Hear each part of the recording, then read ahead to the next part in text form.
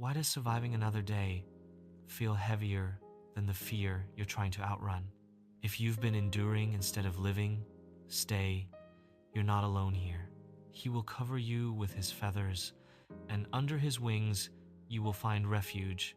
His faithfulness will be your shield and rampart. Psalm 90, 1-4. There is a kind of fear that doesn't panic. It stays.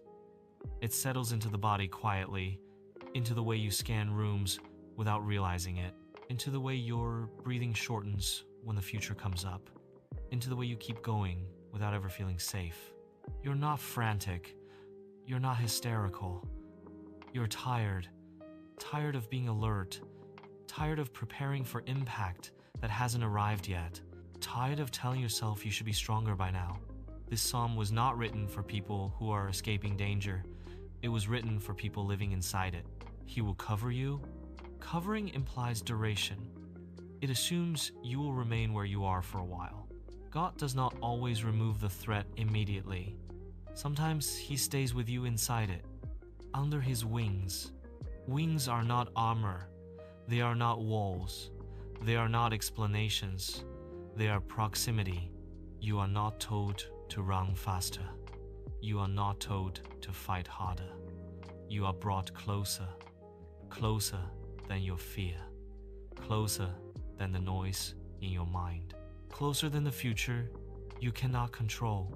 Some of you are exhausted, not because life is intense, but because it is uncertain. Uncertainty drains more strength than crisis. Crisis has edges. Uncertainty just lingers. You keep waiting for the moment things make sense, for clarity, for resolution, for the signal that it's safe to relax. And it doesn't come, so your body stays tight, your thoughts stay busy, your soul stays braced. Psalm 91 does not shame this state. It names it. Refuge is not escape. It is a place to remain without being destroyed. His faithfulness will be your shield. Notice what the shield is made of. Not answers, not outcomes. Faithfulness. Not what God will do next, but who he has been consistently. Faithfulness is what holds you when the story is unfinished. Many people lose hope, not because God failed, but because the waiting outlasted their expectations. They didn't stop believing. They stopped anticipating relief, and that quiet disappointment is heavy. America is full of people quietly disappointed. Not dramatic despair, just the slow erosion of optimism. Working, showing up, paying bills, scrolling, coping, while wondering when life is supposed to feel lighter again. Psalm 91 does not promise quick relief. It promises coverage. Coverage means you are not exposed, even when you feel vulnerable, even when you feel thin, even when you feel one conversation away from collapse. Under his wings, wings create shadow, shade, a break from the constant glare of vigilance. You don't have to explain yourself there. You don't have to perform resilience. You don't have to predict the future. You just breathe. And breathing again is not small. For exhausted people, it is everything. Some nights you are not afraid of dying. You are afraid of living like this forever. Same tension, same weight, same uncertainty. Psalm 91 meets you there. Not with urgency, but with closeness. You are not failing because you are tired. You are tired because you have been surviving without rest. So stop asking when this will end. That question only tightens the chest. Ask instead, where am I being covered right now? In the fact that you are still here. In the fact that you are still breathing. In the fact that you are still listening. Even now. That is not nothing. It is shelter. Stay. Rest under the wings. Let the fear pass over you without owning you. You are not alone in this waiting. You are being held inside it. And this waiting does not mean you are weak. It means you have been exposed to uncertainty longer than the body was designed to hold without shelter. The human nervous system was never meant to live on constant alert. It was built for rhythms, for release, for intervals of safety. When those intervals disappear, fear doesn't always scream. Sometimes it settles, becomes quiet, becomes normal. You wake up already braced, not because today is dangerous, but because yesterday never truly ended inside you. Your body remembers what your mind tries to forget. It remembers the unanswered prayers, the unresolved conversations, the promises that stalled halfway to fulfillment. This is why waiting is so exhausting, not because nothing is happening, but because too much is happening internally while nothing changes externally.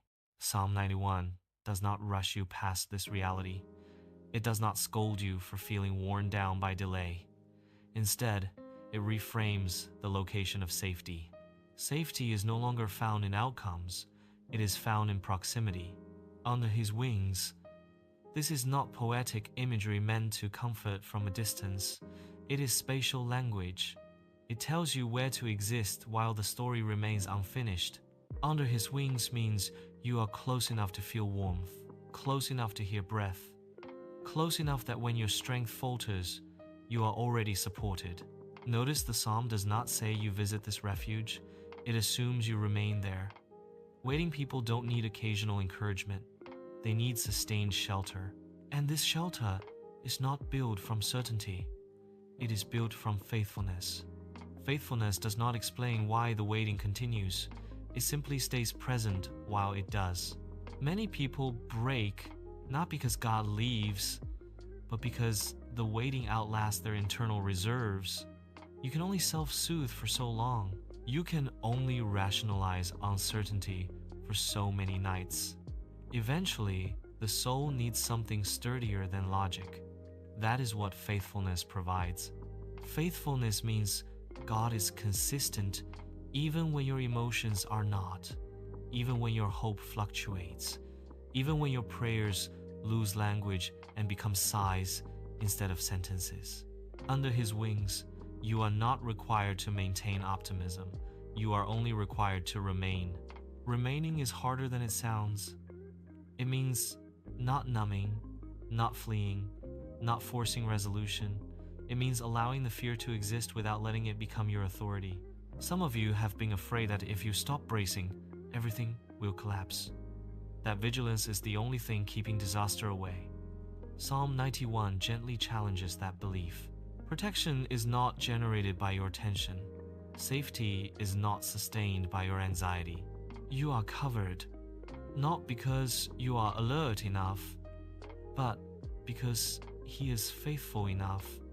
This changes how you breathe, how you wait, how you interpret silence. Silence no longer means abandonment.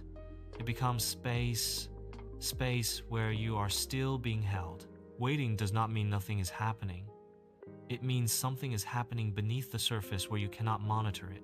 And that lack of visibility is what makes waiting feel dangerous. So God does not give you a map. He gives you wings, not to fly away, but to stay sheltered until the storm loses its authority over your body. You may still wake up tired tomorrow. You may still not have answers. You may still feel the pull of uncertainty, but there will be a difference. The fear will no longer be the only thing surrounding you. It will no longer be the loudest presence in the room. You are under something stronger now, and that is enough for tonight. Amen.